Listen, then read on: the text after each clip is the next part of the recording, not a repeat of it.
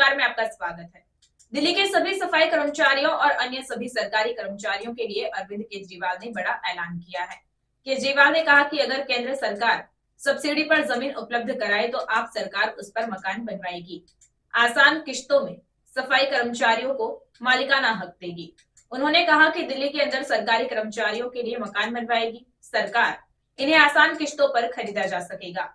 इस कल्याणकारी योजना की शुरुआत सफाई कर्मचारियों से होगी। इसके लिए केंद्र सरकार को सब्सिडी पर जमीन देने के लिए पीएम मोदी को पत्र लिखा है।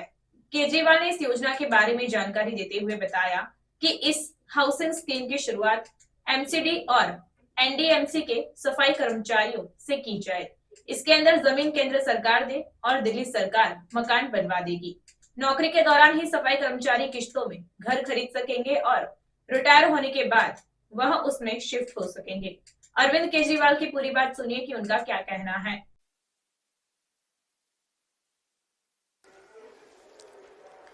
आप सब लोगों को नमस्कार।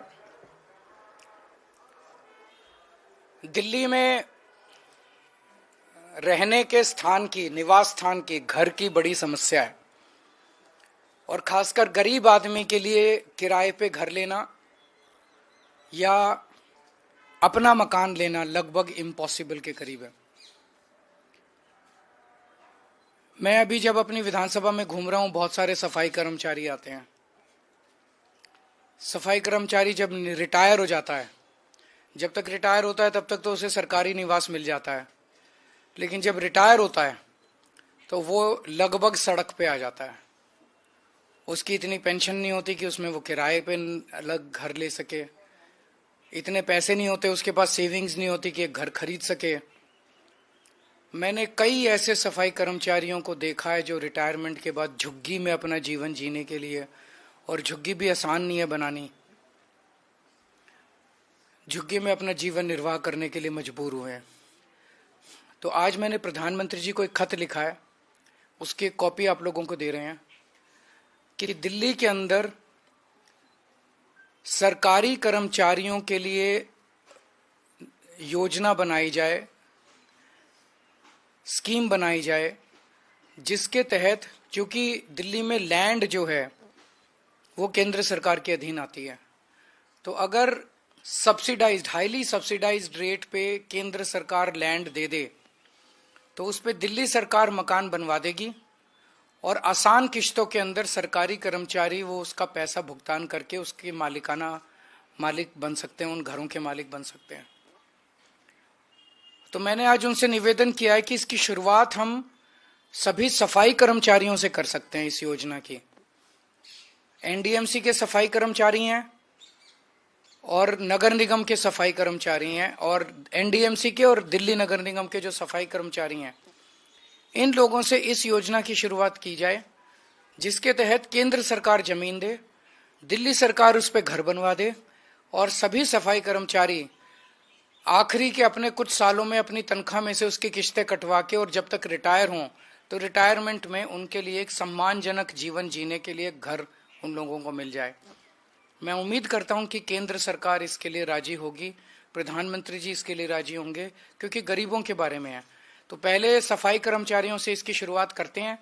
एक बार ये शुरू हो गई स्कीम तो फिर अन्य कर्मचारी, सरकारी कर्मचारियों के लिए भी इसको लागू किया जा सकता है। तो ये बेहद कल्याणकारी, जैसे प्रधानमंत्री जी ने कहा कि दिल्ली की कल्याणकारी योजनाएं लागू रहनी चाहिए, तो नई नई कल्याणकारी योजनाएं भी लागू होनी चाहिए। ये एक नई कल्याणकारी योजना मैंने आज प्रधानमंत्री जी को भेजी है। अगर आपका कोई प्रश्न है तो अभी सफाई कर्मचारियों से शुरुआत की है। दिल्ली नगर निगम और एनडीएमसी, इनके जितने सफाई कर्मचारी हैं, इन लोगों के लिए एक हाउसिंग स्कीम बनाई जाए। इस हाउसिंग स्कीम में जो केंद्र सरकार जमीन दे दे, दिल्ली सरकार उस पे उनके घर बनवा देगी, बिल्डिंग्स बनवा देगी, और ये अपना नौकरी में रहते रहते किश्तें देके मालिक बन जाएंगे, और रिटायरमेंट के बाद ये वहां उस मकान में शिफ्ट हो जाएंगे। ये स्कीम है।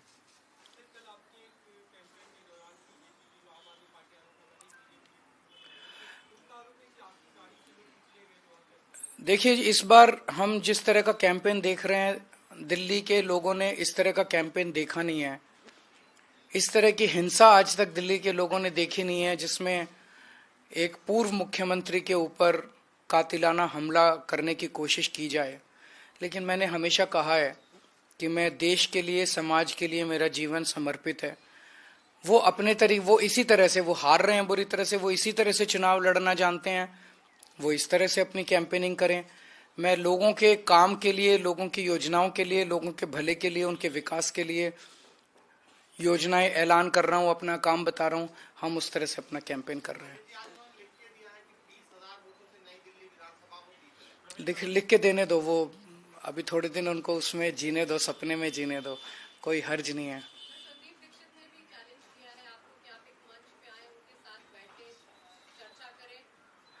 देखिए, संदीप दीक्षित जी को तो आप ही लोग दिखा रहे हैं ज्यादा।